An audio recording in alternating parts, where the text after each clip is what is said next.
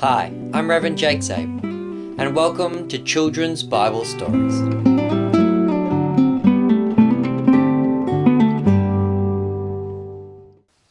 Alright children, our Bible story for today is going to be the story of the arrest of Jesus. And join with me today is my acolyte helper, Heinrich. Hello. And how our story begins is on the night when Jesus was betrayed, he was praying in the Garden of Gethsemane. Now, Jesus had gone there with 11 of the disciples because Judas had gone off to betray Jesus, and Jesus had gone with 11 of his disciples, but Jesus had left 8 of them a bit further away, and he took with him his main top 3, Peter, James, and John, and Jesus asked them to stay awake and pray with him. But every time Jesus went off to pray, he'd come back and he'd find them sleeping. And this happened about 3 times. And on the 3rd time, Jesus came back and he said, "Are you still sleeping and resting? Behold, the hour is at hand. The Son of Man is going to be betrayed into the hand of sinners." And so they woke up. What's going on, Jesus? What did you say about someone betraying you? And he said, "Arise, let us be going. Behold, my betrayer is at hand."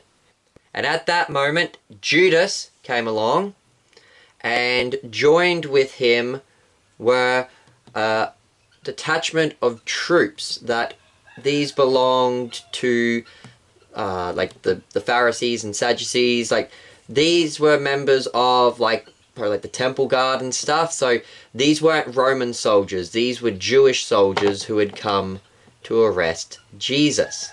Jesus said, "Who are you looking for?"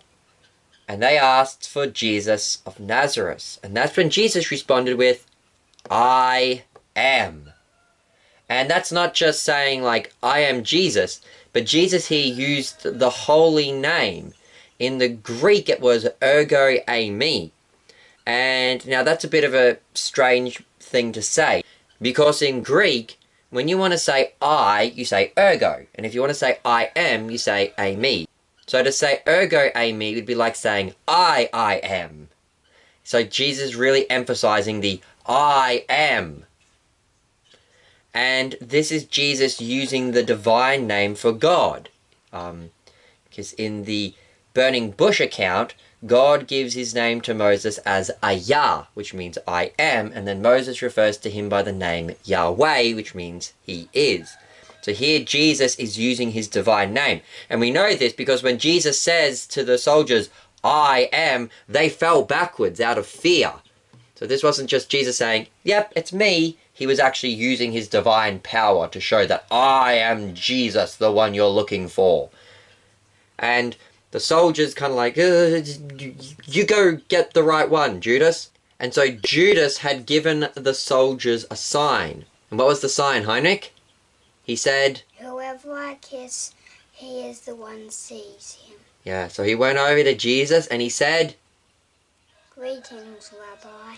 And what did Jesus say? He said, "Judas, are you really going to betray the Son of Man with a kiss?" And Judas kissed him.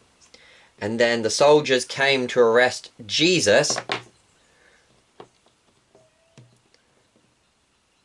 But at this point, St. Peter, he picked up the sword he had with him, and seeing what was happening, he said, "Lord, shall we strike with the sword?" And he went and he cut the ear off of one of the soldiers. And then Jesus was like, "Stop, Peter. Those who live by the sword die by the sword." He says, "Do you not think that I cannot now pray to my Father, and then he would provide me with more than 12 legions of angels? How then could the scriptures be fulfilled that this much happen thus? Shall I not drink the cup that my Father has given me?" And so in doing this, Jesus is saying, "No, Peter, this is how it has to be. Do not resist. I need to be arrested." There's also the fact that Christians, we are allowed to defend ourselves if we're being attacked. We do have a right to self-defense. But as Jesus says, those who live by the sword die by the sword. As in, those who use the sword should do so in the right vocation. So if you're a soldier or a police officer, you're allowed to use guns or swords. And if you're a common person, you should only use them in self-defense. Here, Peter is attempting to use the sword to resist arrest. And is that a correct way to use the sword? No. No. Even though, the government here was quite corrupt and they were arresting Jesus unfairly, that's a matter for the courts to sort out, not for Peter to sort out. So you shouldn't resist arrest if the police are trying to arrest you. Just go along and trust in God and the legal system that you'll be found innocent and allowed to leave. You don't pick up like a sword or a gun and start having a shootout or a fight with the police. That's a very naughty thing to do. And that's why Jesus tells Peter off for this. He's like, no, you don't do that, Peter. And particularly he says, don't do this because this is meant to happen. And Jesus first asked, he said, but permit this. So he's saying, hold on, before you arrest me. And he picked up the ear of the guy and he put it back on him and he healed him. Jesus then also said to the soldiers as they came to arrest him, have you come out as against a robber with swords and clubs to take me? I sat daily with you, teaching in the temple, and you did not seize me. But all this was done that the scriptures of the prophets might be fulfilled. In other words, Jesus is saying, look, you come here under cover of night with swords and clubs to try and arrest me. If I was really doing something wrong, you could have arrested me any day. You guys are deliberately doing this because you're doing something naughty.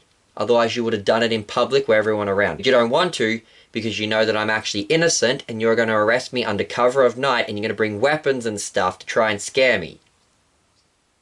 But Jesus is like, look, I'm not a rebel. I'm not violent. I've done nothing wrong. I'm not going to resist arrest. I'll go with you. And so this is Jesus also demonstrating his innocence and somewhat shaming the soldiers for what they were doing because they knew what they were doing is wrong. But at this point then, the detachment of troops and the captain and the officer of the Jews arrested Jesus and they bound him and they took him off.